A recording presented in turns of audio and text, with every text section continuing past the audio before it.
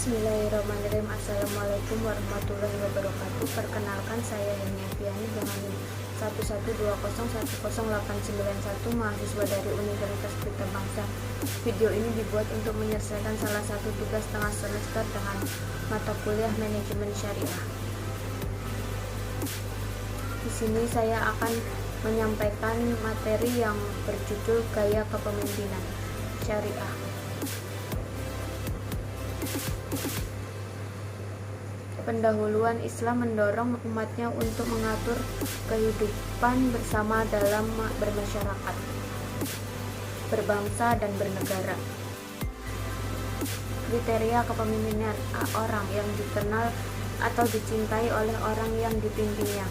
Kalau seorang pemimpin itu dikenal dan dicintai orang-orang yang dipimpinnya, maka kepemimpinannya akan didukung sepenuhnya oleh orang-orang yang dipimpinnya. B. Orang yang melayani, bukan orang yang diminta layan. C. Mampu menampung aspirasi orang-orang yang dipimpinnya. Apapun keluhan masyarakat, ia tampung dan pelajari untuk dicari pemecahannya. D. Selalu bermusyawarah dalam memutuskan hal-hal yang menyangkut orang-orang yang dipimpinnya.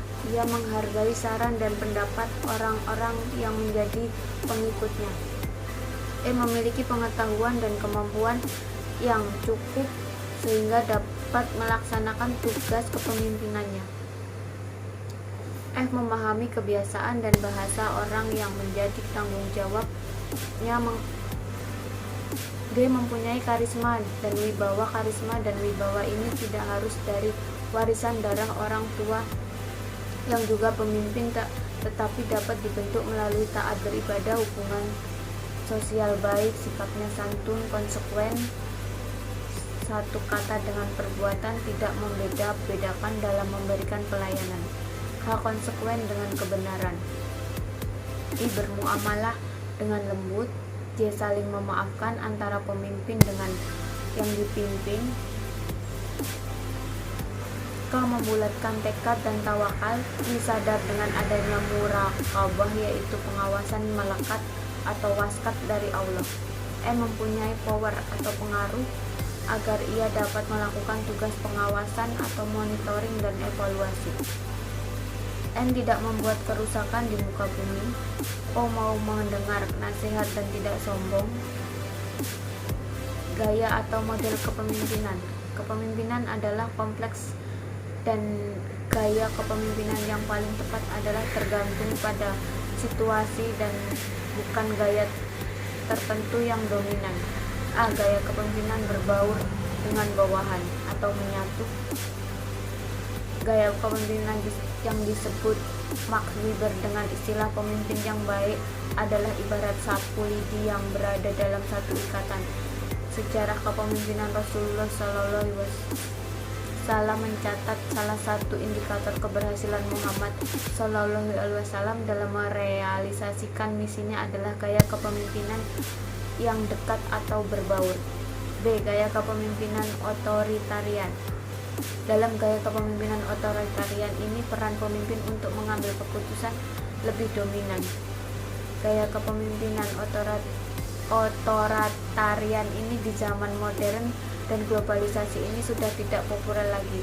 Satu-satunya keuntungan dalam gaya kepemimpinan ini adalah pengambilan keputusan tidak banyak memerlukan waktu dan biayanya, murah bahkan tanpa biaya pun bisa. C. Gaya kepemimpinan laissez-faire. Gaya kepemimpinan ini lebih memberikan kebebasan kepada orang-orang yang dipimpin untuk mengambil keputusan terhadap suatu masalah. Satu-satunya kelebihan gaya ini hanya pada tegaknya hak perseorangan dalam kehidupan bersama. Gaya ini kebablasan dan membingungkan kehidupan bermasyarakat, berbangsa, dan bernegara. Kemampuan manajerial dan teknis untuk manajer. Puncak tuntutan kemampuan berpikir manajerial skill lebih besar daripada technical skill, 83%, dan tuntutan kemampuan technical skill 17%. Untuk manajer menengah, tuntutan kemampuan berpikir atau managerial skill 50-50 dengan tuntutan kemampuan technical skill 50% managerial skill dan 50% technical skill.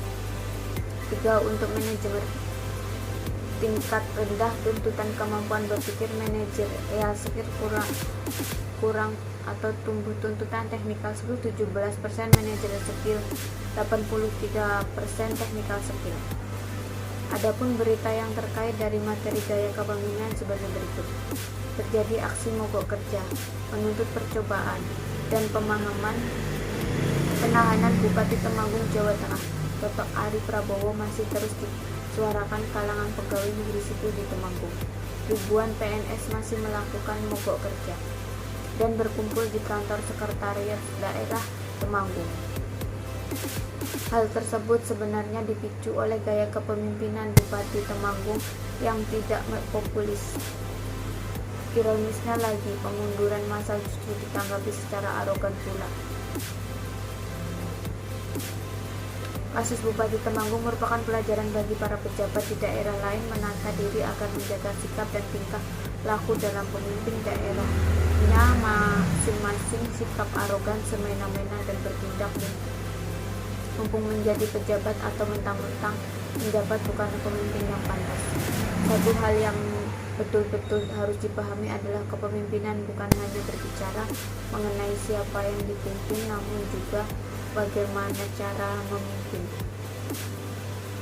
Cara memimpin inilah yang kemudian akan lebih banyak disorot publik, pantas atau tidaknya pejabat tersebut menjabat.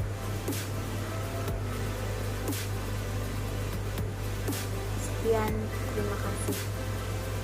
Assalamualaikum warahmatullahi wabarakatuh.